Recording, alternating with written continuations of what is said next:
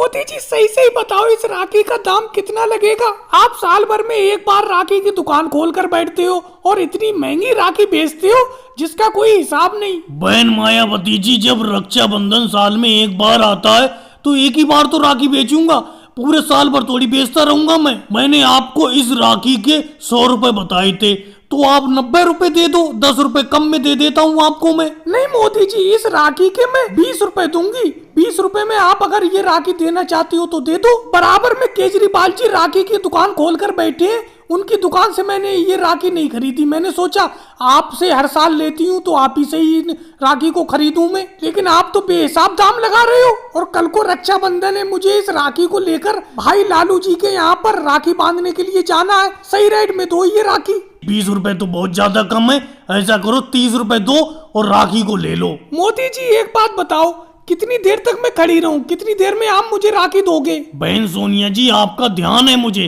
कम से कम पहले बहन मायावती जी को तो राखी दे दूं, उसके बाद आप ही को राखी देना है मुझे। वैसे कोई राखी पसंद आई, बताओ कौन सी राखी खरीदोगी? मोदी जी जो सबसे महंगी राखी हो वो राखी मुझे दे दो। मम्मी जी, इतनी महंगी राखी का क्या करोगी?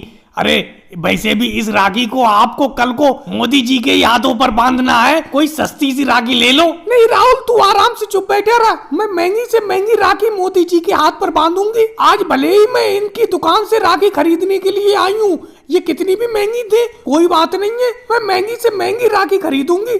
लेकिन कल को जब राखी बांधने के बाद ये मुझे जब पैसे देंगे तो मैं भी कम पैसे नहीं लूंगी। अरे कोई बात नहीं बहन सोनिया जी, आप तो हर साल मेरे हाथ पर राखी बांधती हो, और आपको याद ही है मैं कभी भी खुशी में तुम्हें 1000 रुपए से कम पैसे नहीं देता हूँ। और बहन भाई का प्यार कोई पैसों का मोहताज थोड़ी है। मोदी जी मैं तो यूं ही हंसी में बात कर रही हूँ, कोई बात नहीं। एक भाई जो भी पैसे दे दे एक बहन के लिए वो ही काफी होता है। और भाई लोगों को वीडियो को लाइक करो, चैनल को सब्सक्राइब करो।